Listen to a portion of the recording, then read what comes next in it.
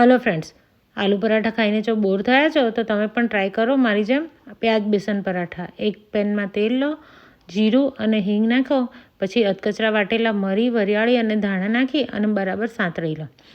હવે અડધી ચમચી હળદર નાખો અને 2 ચમચી બેસન નાખવાનું છે. સારી રીતે બધું મિક્સ કરી લેવાનું છે એટલે બેસન થોડું શેકાઈ જશે. હવે 4 ડુંગળીને ઝીણી સમારી લીધી છે, સાથે લીલા મરચાં પણ નાખેલા છે. તે ઉમેરો.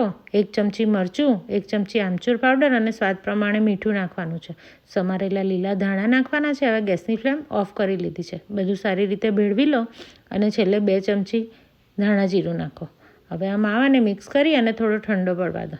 હવે બાંધેલા લોટમાંથી એક મોટી રોટલી વણી લેવાની છે. તેની ઉપર ઘી ચોપડી દો. પછી જે ડુંગળીનો માવો તૈયાર કર્યો છે તેને સારી રીતે પાથરી દો. તમે ઈચ્છો તો આલુ પરાઠાની જેમ ગોળ પણ વણી શકો છો. હું આ રીતે વણું છું એટલે ફાટશે ઓછા અને માવો એકદમ ભરપૂર રહેશે. ત્રિકોણ પરાઠું ફોલ્ડ કરી ઉપર લીલા ધાણા લગાવો અને હલકા હાથે પરાઠું વણી લો. હવે તેને ધીમા ગેસે શેકવાનું છે. તેલ કે બટર તમારી મરજી કેવી રીતે તમારે શેકવું છે.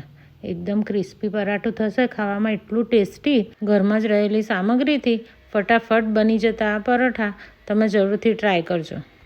રાયતું અને ચટણી સાથે સર્વ કરો. રેસીપી ગમે તો લાઇક, શેર અને કમેન્ટ કરજો. Thank you.